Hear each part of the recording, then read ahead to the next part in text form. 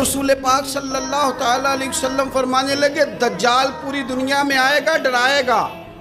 हमें हदीसों में मिलता है, रवायतों में मिलता है, तफसीरों में मिलता है कि दज्जाल पूरी दुनिया में आएगा, लोगों को डराएगा, रोब डालेगा। हुजूर फरमाते हैं, लोगों सुन लो, ना मेरे मदीने में दज्जाल दाखिल हो सकता है, ना ताऊन का मर्ज दाखिल हो सकता है। कौन रोकेगा? हुजूर फरमाते हैं, रब ने फरिश्तों की ड्यूटी लगा दिया जो मेरे मदीने में पहरा देते हैं। मदीने में पहरा है फरिश्तों का।